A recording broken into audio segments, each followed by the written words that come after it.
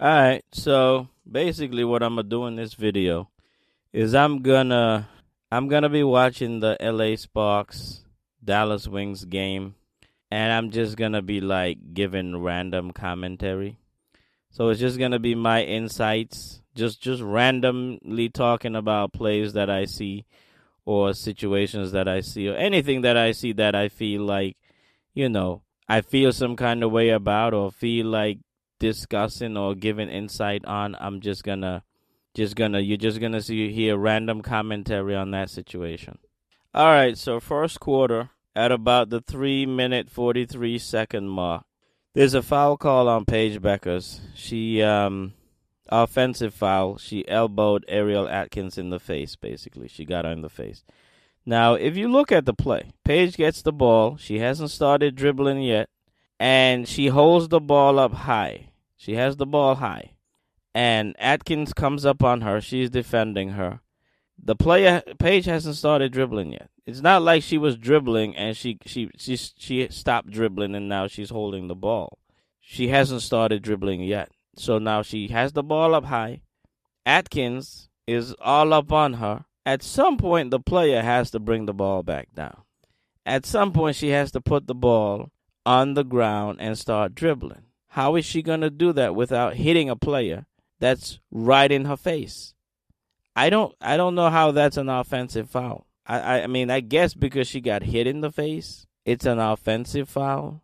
But, I feel like you're impeding that player's freedom of movement.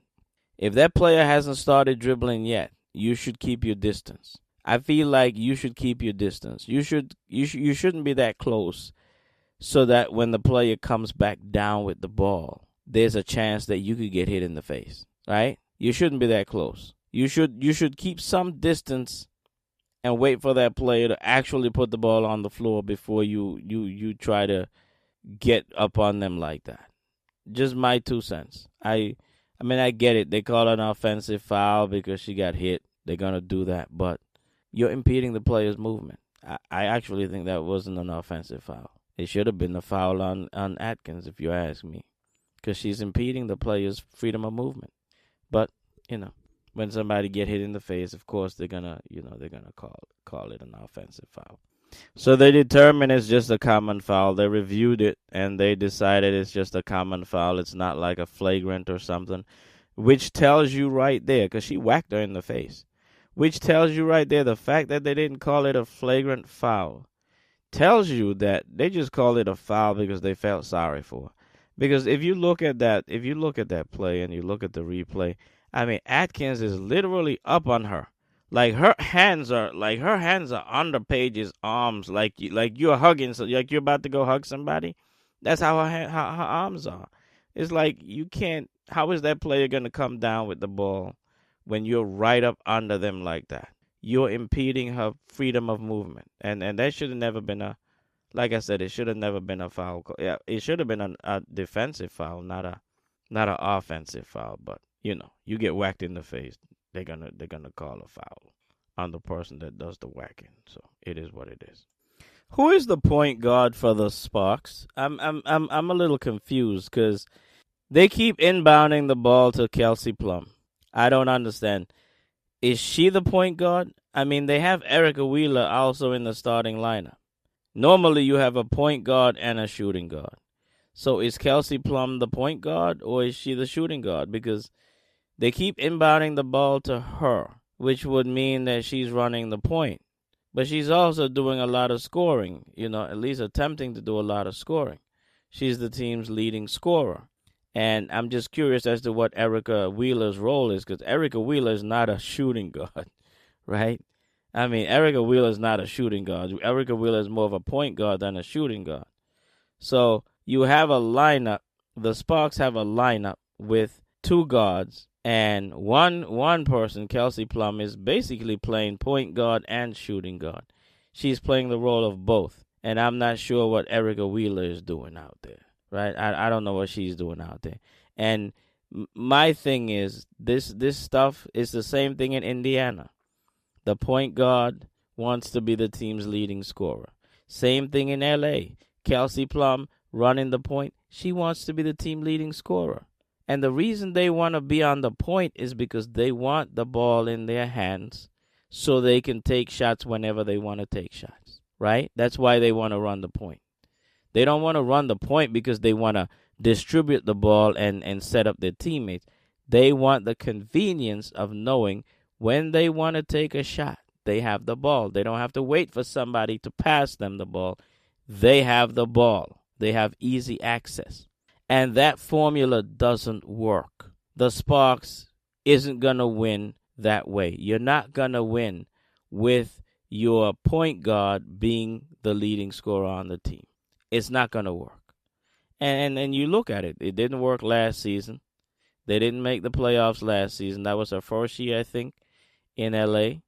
And I don't think they're going to make the playoffs this season. The formula doesn't work. Stop with this point guards, these people masquerading as point guards when they're really scorers, shooting guards, but they play the point because they want easy access to the ball. It doesn't work because then you have a team that's not functioning right because the point guard isn't really running the team. It doesn't work. So just a random thought.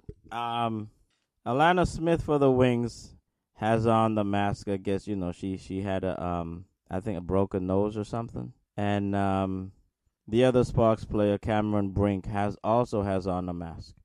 I'm not sure what her injury is, if it's a broken nose or what, but she also has on a mask. And both of them have on a black mask. And I'm just curious, why did the mask become black? Why did the mask become black? Why is everybody wearing a black mask? Didn't there used to be like a clear mask? I'm not sure. Why is the mask black now? I mean, why don't they have a white mask? You have a black mask. Why not a white mask? I'm serious. Because maybe every player wouldn't want to wear a black mask. Maybe some of the white players would prefer to have on a white mask. Who knows? Maybe some of the black players would prefer to have on a white. You should make it optional. Like, have a white mask, have a black mask, and let the player choose what color mask they want to wear. Everybody's got this black mask on. I'm sure not everybody likes the color black, I said let them wear what they want to wear. Have a white mask, have a black mask. Let the player choose. Everybody's wearing a black mask now. Just a random thought. What's up with Alana Smith? I mean, the Wings got her, she's considered a big free agent acquisition for the Wings. It hasn't, she hasn't been as good as they thought she would be for the team so far. And, the season's early. The Wings are winning, so it's not that big of a deal. They're doing fine. So she has time to come around. But my thing is, a lot of the mistakes she's making, she just made a pass and it was basically threw the ball away. And a lot of her passes are just like really bad. Like, there's bad passes and then there's really bad passes. A lot of her passes have been really bad. Like, just throwing the ball away, the defender having no chance whatsoever of saving the ball.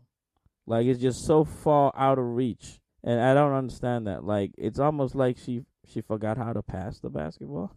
If that's possible, I don't know. I don't understand it. And then her reaction is always like she's frustrated with herself. But I don't know, maybe she's in her own head. Maybe she's just in her own head because just play basketball. Maybe she's overthinking things, it seems like to me. Like, just play basketball and make a pass. It's not that serious. Just make a pass. And if you don't have the angle, don't make the pass. She's getting trapped in situations and then she's just throwing the ball away. So it's like you're getting trapped. You're not really making the pass because you want to make the pass. You're making the pass because you got trapped. You have no way out. And then you just make a bad pass. You're just trying to get rid of the ball. So, it's kind of like the quarterback throwing the ball out of bounds. This is what she's doing. So after one quarter, it's the Wings are trailing the Sparks 24-28. I remember Ariel Atkins when she was with the Washington Mystics. And Ariel Atkins has the ability to be a good scorer. I don't know if she can be an elite scorer, but she has the ability to be a good scorer. But even when she was with Washington, she just doesn't have, to me, She just doesn't have the mindset. She doesn't have the mentality to consistently look to score. She doesn't, like, if you're a scorer, you're consistently looking to score. Kelsey Plum, she's a scorer. She's constantly looking to score, which is why she's a terrible choice to be the point guard on the team, right? Because when she has the ball, she's always looking to score. She's looking for scoring first and passing second. Point guards are going to look pass first, score second. So these scorers running the point are terrible. Atkins is kind of a passive scorer. She doesn't really look to score, but she has the talent to score. Cameron Brink, I mean, jacking up all these threes. I mean, what's the point of having her, and she don't do nothing in the paint. She don't do nothing in the paint. Like, I get it, all these bigs want to come out and shoot threes and stuff. That was a big thing at one point, but bigs are always gonna be, their advantage is always gonna be in the post. Your advantage. It's okay. Don't get me wrong. It's okay to be able to step out and shoot a three. It's okay to have that flexibility in your game. But at the end of the day, if you're a big, your advantage is always going to be in the post. And if you can't take advantage of that advantage, you're not going to be a very good big, and you're not going to help your team much. And I think that's why Cameron Brink doesn't really help the LA Sparks that much. She's a big that doesn't really do much in the post. 8:23 in the second quarter, and Odyssey Sims went down. She's, went down on the ground, writhing in pain. So hopefully she's okay. I'm sure, people will be on social media throwing up the prayer emoji for her. They wheeled her off in a wheelchair, so might be a sprained ankle or something. Looked like she came down on somebody's feet. Usually that's gonna result in some kind of ankle situation. Hopefully it's not a knee problem or anything worse than that. Hopefully it's not knee issue or ACL issue. If it's an ankle issue, that's kind of bad, but I don't think it's as bad as a knee or a ACL. The Sparks offense is garbage. Their offense is garbage. I mean, their offense is basically Kelsey Plum taking the ball on the inbound and coming up trying to score. That's their offense. Her getting the inbound pass and coming up looking to score. That is literally their offense. These type of players they're a coach's nightmare, because these coaches have all these plans, and then the game starts and they go out there and they just want to try to score. You can't win at a high level with these type of players. They have talent, but you can't win with them because they want to do everything. They want to do everything themselves. They want to they want to be the point guard, but they don't really want to be the point guard. They want to be the shooting guard with access to the ball. It doesn't work. End of the second quarter. Paige Beckers made a last-minute shot, basically. Time was running out. She made a last-minute shot. Great shot from the corner. It went in, but I don't think they're going to give her the points because when you look at the replay, it was late. So, end of the second quarter is 54-55, Sparks on top. Well, Arike Ogumbawale is having a good game. She just hit him with a three, another one. It's like 3-13, 3-17 in the third quarter. Dallas now has the lead.